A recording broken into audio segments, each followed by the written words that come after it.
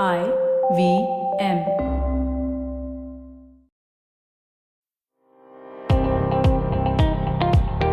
Welcome to All Things Policy, a daily podcast by the Takshashila Institution. We are a bunch of policy nerds based in Bengaluru, and we like bringing fresh perspectives to Indian affairs and Indian perspectives to global affairs. So grab a cup of coffee, sit back, and join us for today's chat. Hello and welcome to another episode of All Things Policy. My name is Sachin Kalbag. I'm Senior Fellow at Takshashila Institution. The year 2024 is a crucial one for the world's democracies. Two of the largest, India and the United States, will have their national elections, leading to the appointment of a new Prime Minister and a President, respectively. Apart from these two, Indonesia and Pakistan have already held their elections this year in February. Bangladesh had its in January.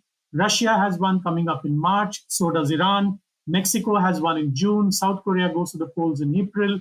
And South Africa in May or June, it's not decided yet.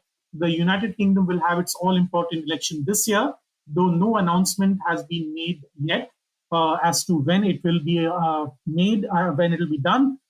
In addition, there are at least 25 other countries scheduled to elect a new government this year. Clearly, it's a busy year for election bodies and governments around the world.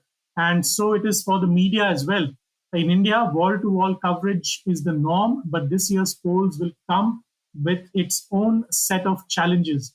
Will the media be fair? Will the media be able to remain neutral amidst the audio-visual assault? What about fake news and misinformation? What about ideological balance? What about technology? What about artificial intelligence and everything that is associated with it? Hello and welcome again. Sachin, as I introduced myself earlier, that's me. And today I want to ask all of these and other questions to my guest, Pradyuman Maheshwari, the founder and editor-in-chief of MXM India, one of India's largest media analysis websites. Pradyuman Maheshwari has been a media and communications professional and a policy observer for nearly 4 decades. He has been a top editor at some of India's best-known brands, including Midday, Business Computer, DNA, Maharashtra Herald, the Sakal Media Group, and the Indian Express. Welcome to the show, Pradyuman Maheshwari. Thank you, Sachin. Good to be here. And I'm delighted with the work that is being done at Takshila, and interesting that we are discussing this issue today. Thank you. Well, elections are coming up, and no better person than you to ask. This is the question that is on everybody's mind, Maheshwari. Do you think that the Indian media can, given the pressures and challenges it is facing both in terms of revenue and talent, cover the frenzy of the elections in a free and fair manner? Of course, the government is expected and the election commission is expected to conduct the elections in a free and fair manner. But do you think that the media, given the pressures it has, especially this is the first election after COVID, do you think that it has the wherewithal in terms of revenue, in terms of talent, in terms of reserves to conduct this election well? No, it's an interesting question that you ask. And I would perhaps like to look at what the definition of free and fair is, right? Because what may be fair to me could be unfair to you and vice versa. So clearly, I think it's a question of how you define how each one of us defines what is free and fair. But having said that, obviously, I know what you're trying to ask, and you know that I'm trying to duck the question, a direct answer. But the problem with the Indian media is threefold. One is hygiene. Okay, the other is economics. And the third is the way it is expanding. Okay. And I think before we discuss the issue of whether or not the Indian media will be fair or unfair with the election coverage, it's important to understand first the economics, right? And it's not just that the Indian media has been pressured by political parties. Okay, there has been a fair amount of discussion about certain media crawling when the emergency was declared in 1975, and a certain media crawling or just buckling under, giving into the powers that be after 2014. But having said that, I must tell you that it's not just politicians who put pressure on the media. For time immemorial, you have had business groups putting pressure on the media. Okay, you have anybody who's powerful putting pressure on the media. For instance, if I'm running a film award, and if I want film stars to come for my award function, then I'll put pressure on them. And if you write something negative about me, I will not turn up for the award. So I think the pressure has been there from all powerful people, and I think that's where the one of the problems is. And the economics of the media industry matters a fair bit, because if I'm going to rely on revenues from advertising or from any other any other correct or incorrect source of revenue from business houses, from political parties or wherever, then there will be the pressure on getting good coverage, right? At the end of the day, it's like, तुम मेरा ख्याल रखना और मैं तुम्हारा ख्याल रखूंगा, right? I think that's the issue. So it's a question of economics, I must say. It's a question also of hygiene. How much do newspapers, how much do news media companies or media companies in general have their house in order, right? I remember working with a large media company, and we were allowed to be activisty about everybody under the sun, except for one specific zone of the Mumbai Municipal Corporation, right? The reason being that media company had a mezzanine floor, and the mezzanine floor was illegally built, and hence you could not criticize that ward of the municipal corporation, because you didn't want to upset them. And I think those kind of factors have happened. So if you have your house in order, then nobody can ever pick any grade you, for instance, right?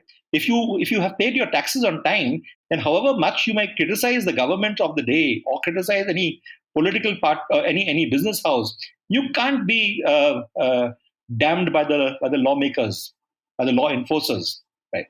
So that is the second thing. The third thing is that the way as I mentioned about the film awards, the way media entities have expanded, they have gone beyond what they originally set up for. They organize events, conclaves, even podcasts such as these, right? So, and they want guests to be there because they earn their revenues because of, or their eyeballs or their listeners because of the patronage. So, and for doing that, if you want to have a certain minister or a certain business tycoon or a startup star to be there, then you can't criticize the person.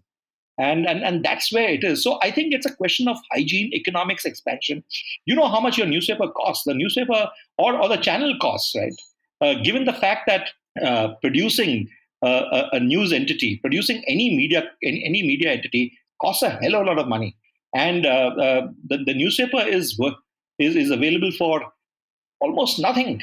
Yeah, almost nothing. The TV channel, the news channel is again given, it comes to you at a free-to-air system, or perhaps you're paying 1 rupee or 5 rupees or 10 rupees. So you're hardly paying anything whatsoever. And if that is the way the media companies are going to be run, they are going to depend on revenues from political parties. They are going to depend on revenues from business houses. And if they are going to depend on them, then they can't be critical of them, right? So it's a question of tum mera ख्याल रखना और मैं भी तुम्हारा ख्याल रखूंगा.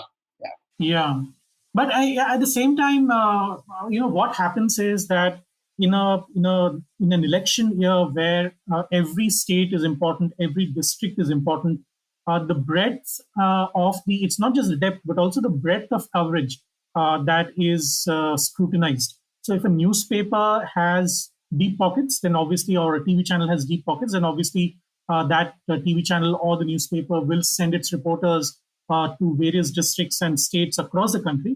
But at the same time, we also have independent media houses which are dependent on subscription money and therefore may not have the kind of deep pockets that the legacy media has. So in such a situation, where do you think the independent news media sites or independent TV channels or independent small newspapers, regional language newspapers, etc., how can they cope with the economic challenges that you just mentioned? That is question number one. And the supplementary to that is because during COVID and after COVID, the revenues have always been under pressure. We know for a fact that almost every single media company in the country is understaffed, which means that they do not have enough talent to be sent across the country for an in-depth or just breadth-wise coverage. So, how does the media overcome this in a crucial year like this, or can the media now focus on only certain things which they were not happy to earlier? They would send reporters all over, but now they'll have to make a choice. Yeah, it's exceedingly difficult. Let me let's just face it. Okay, the news gathering is one of the biggest expenses of a newspaper or a news channel, any news operation. News gathering is expensive because if you have to send somebody out, first of all, you need to hire the right type of people, the right number of people. You need to send people out, whether it's by road or by train or by air, wherever. And there's a fair amount of expense which is involved in covering elections. And I have covered elections. I've traveled. I know what it means, and I know what kind of bills I would end up with. So it's a tough thing. It's a tough thing. You have to budget for that. And I agree with you totally that if the news entity doesn't have deep pockets, okay, it will find it very difficult. I was seeing an announcement on Scroll, one of the leading websites, and which said that there's an election fund, so you donate some monies for the elections for ensuring good coverage of the elections. So it's a tough thing. Independent entities are going to be finding it very difficult. I see. I expect a fair amount of collaboration to happen. So if I might send journalists to an X place, and another entity might send journalists to a Y place, and that's about it. Or you ask, you get coverage, routine news coverage from the wire agencies, and you invite people to write from specific places, depending on how important the constituency is. See, at the end of the day, all constituencies are not important. Even newspapers do not send journalists out to each and every constituency. Right? They cover the 100 odd constituencies that are important. So let's not worry about that. If you are smart, you can still manage good coverage. Yes, it requires deep pockets, it requires monies, but it's not that you can't manage good coverage without you have to have really very deep pockets to manage an election. You can manage stuff, but yes, if there's a will, there's a way. Do you expect this year to be a different one in terms of the kind of coverage that will come because of technology, because of AI, because of the kind of engineering that has gone into, let's say, the American elections and the kind of coverage that the American media companies had? Do you think there will be a rub-off effect on India as well? That is one. And the other thing is, do you, again, because you mentioned economics being such a huge part of coverage, the smaller regional companies will have a disadvantage just starting out on this, and they will have to rely on the good old, on-foot reporting skills of the reporters, or the editors deciding on stories that do not require the kind of deep pockets that a typical news coverage would require during election year. So my question is twofold. One is the impact of tech on coverage during these elections, and are Indian media companies ready for using that kind of technology? With your kind of interaction, the kind of interactions that you've had with publishers and news editors and CEOs of media companies, what is your understanding of the current situation? Oh, this is going to be a tech-led election, right? You could well have the Prime Minister speaking to the citizens across the country at the same time, simultaneously in 50 languages.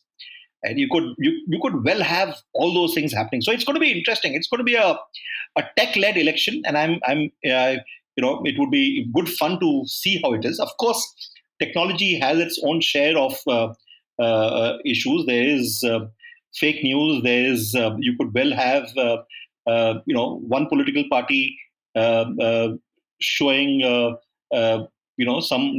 rival political leader speaking a lot of nonsense. So you could have all of that. I think it's going to be interesting to see that. I was watching. I was looking at how one of these providers, one of these platforms. I think is it Facebook or is it Meta? Yeah, perhaps it is Meta.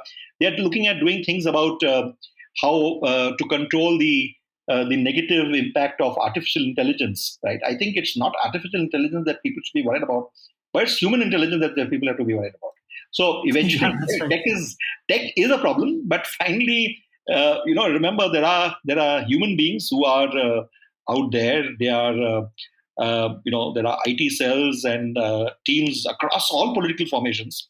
Let's not think that it's only the BJP which has X thousand people who are there. They belong to all political formations. There are political leaders who have IT companies. So I think this election, if nothing else, is going to be boom time for IT professionals and professionals who can do some amount of AI jugglery.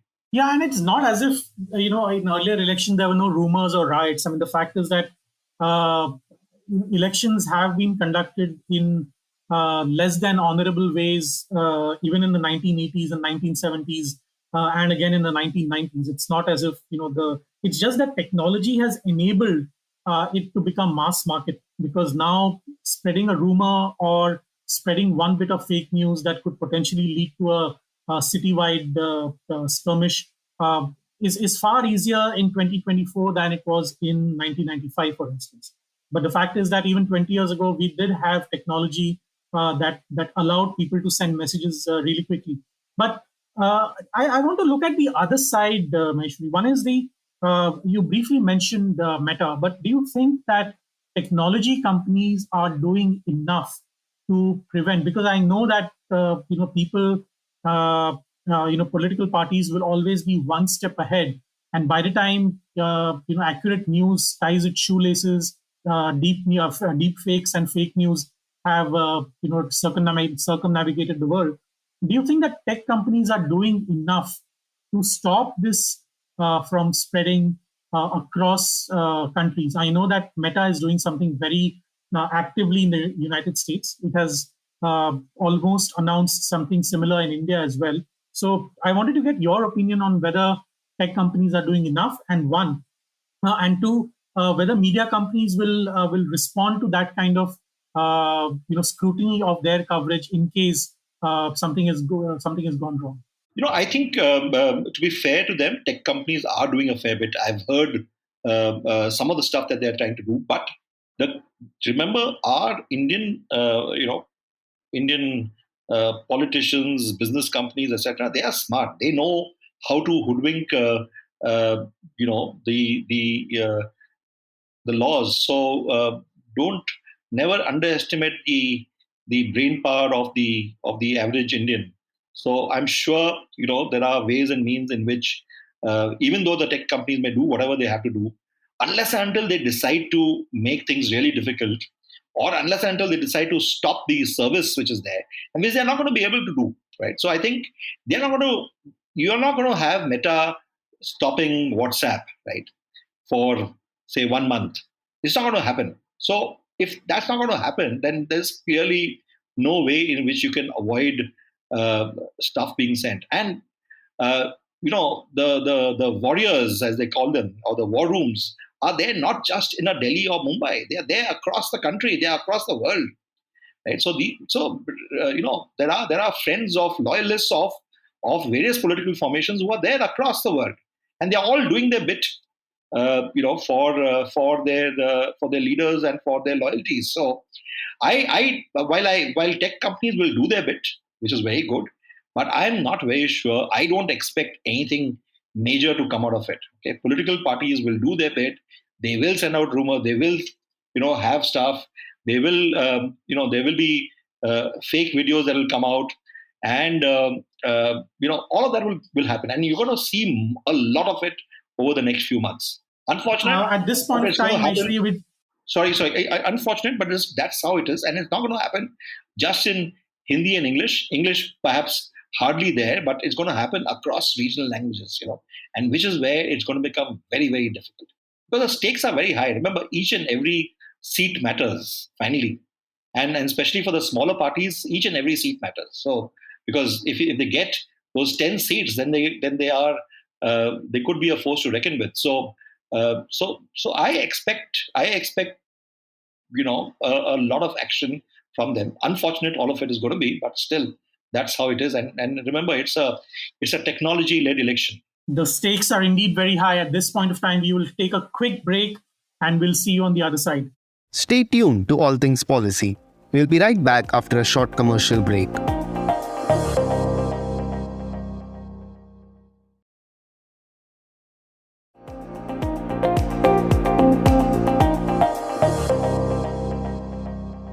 Okay, so that's the 4 break over. Pradyuman Maheshwari, welcome back to the All Things Policy podcast episode. We are talking about AI, technology, and elections, and the impact of all these technologies on the media, both legacy as well as independent media. One of the questions that comes to our minds is when there is live coverage going on, there are all kinds of assumptions being made, or the number of seats, the number of votes that are coming in are different from what the election commission is showing up.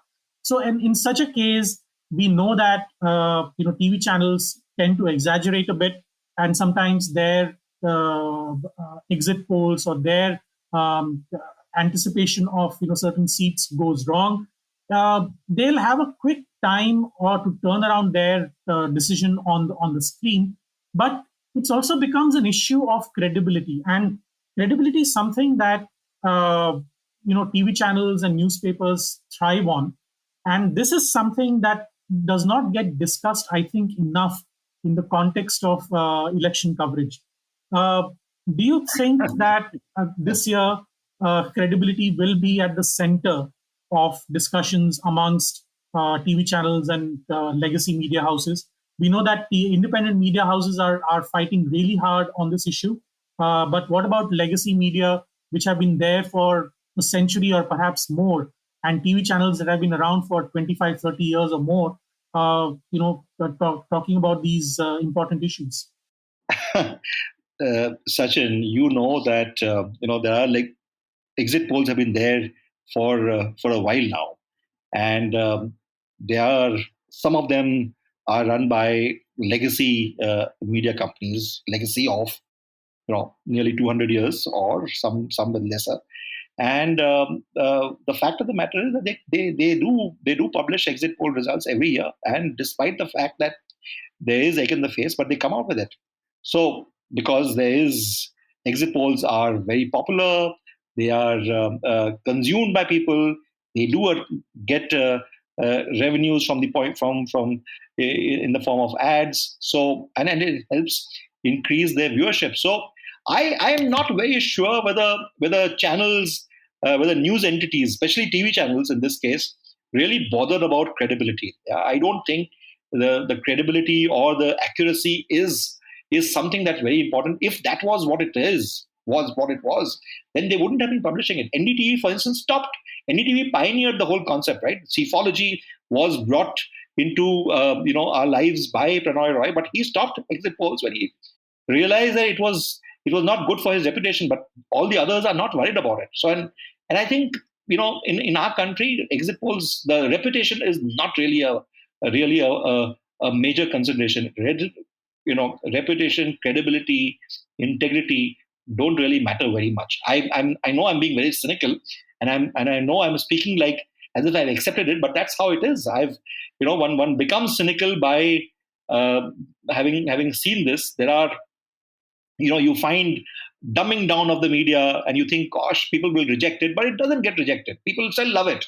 People still lap up their very media products that you think are bad, you think are rubbish, you think that they are they're not credible. You think that they are backing one political party, but they're still lapped up. People still love them.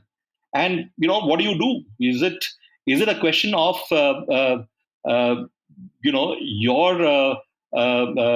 your impression of the media entity that is wrong? Is it the way you think that is wrong? It is is what like Sunil Gavaskar said, right? Movies are made by the masses for the asses, or for the asses for the masses. Something like that. So I think it's almost like, people don't. It's credibility is not something that you and I should worry about too much, Sachin. Don't worry about it. It's perhaps it's something that you may think about in think tanks, but that's not how the tanks of the Indian masses are. They don't bother about credibility. They accept it. I suddenly remembered why I've become so cynical about the Indian media myself. But you make an interesting point. But I'm looking at the kind of coverage that is promised by independent news media as well. I mean, they are also funded by certain entities, and there have been allegations about bias, about the credibility of the coverage, etc. But they are soldiering on, and given the scope of the national elections, this time around, what are the choices that independent news media websites have? Because there will clearly be a crunch in terms of budgetary spends. So, in the absence of certain tools that legacy media has, for example, you mentioned exit polls, and exit polls have a certain astrological charm to them, which is why perhaps they get lapped up, as you pointed out, by the masses. But independent news media has a huge amount of responsibility, as well as a huge challenge in front of them. And this is going to be one election, perhaps, that will set the tone for the coverage for the next few. And the role of the independent news media will perhaps be defined in this election. What are your thoughts on this? Sachin, I'll tell you something. One, text media doesn't matter. Okay? Doesn't matter at all. It is finally audiovisual media which matters. And audiovisual media in English doesn't matter. So it is audiovisual media in Hindi and the regional languages which matters. Now, how many independent media entities exist? There are a few nice, videos that are there, video journalists that exist.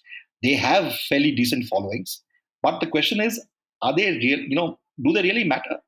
Finally, people who the person on the street, as they say, the man from Matunga, they are watching linear television. They are watching regular television, and they are watching your regular news channels, and they are happy watching them. They will not go to independent news media, even though they are doing great amount of good work, I must say.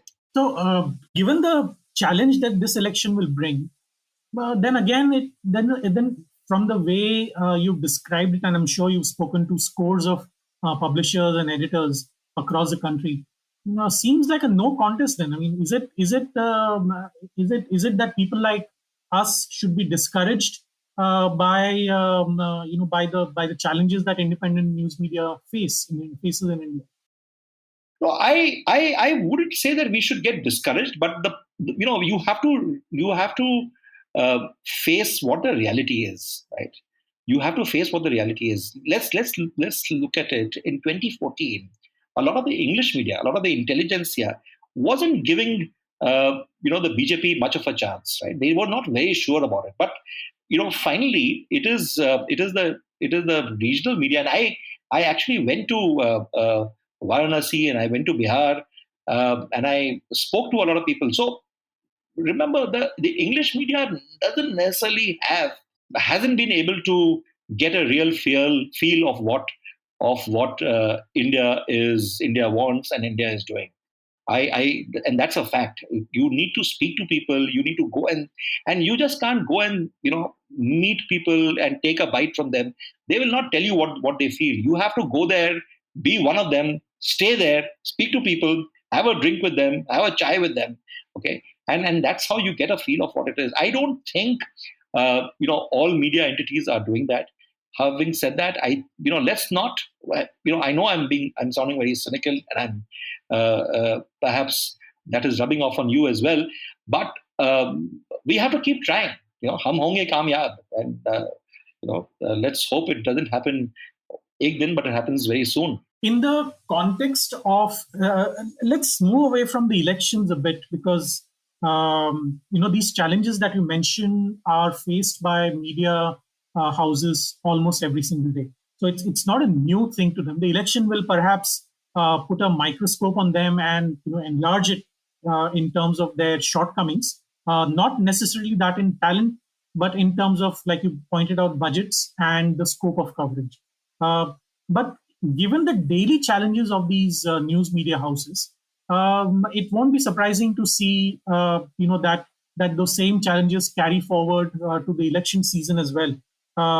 As Rajdeep Sardesai, the popular TV news editor, pointed out one time, that it is a tyranny of distance that perhaps stops reporters and editors from giving the kind of coverage that, let's say, the Northeast deserves. And specifically, I had spoken about Assam during that time. But given that the focus on, as you pointed out also, on each and every seat becoming such an important contestation, and that could reflect on the national figures, and small parties could become kingmakers. In such a situation, in your opinion, and you started off by asking this question, what do you think is the definition, or the closest that we can come to a definition of balanced coverage? You mentioned about Assam, right? Assam has 11 seats or 14 seats? How many seats does it have? It has something in that range.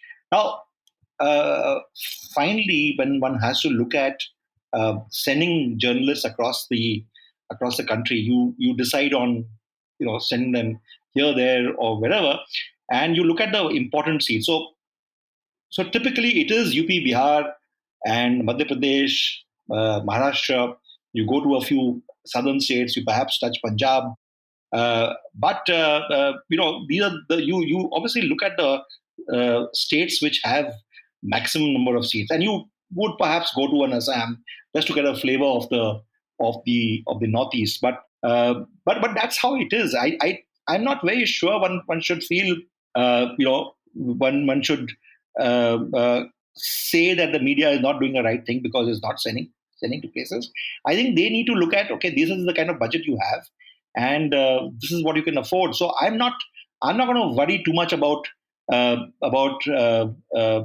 channels or media companies sending journalists across the country. I'm sure, and I know it is being done. For instance, a TV channel leans on local channels in the Northeast for coverage. They lean on local channels in other parts of the country for local coverage wherever they can't send people. So all of this is going to happen. Some collaboration will happen. But I must tell you something. As we perhaps are going to close this discussion, media is the way the media is, the way the news media is going to change dramatically in the next couple of years. Okay, I'm sure there are a lot of media entities which exist will shut down. Okay, because the economics of the way the way the media runs is doesn't allow for existence if there's not much money coming in. If they're not going to charge if they're not going to charge consumers for paying, I think the business model will always be flawed.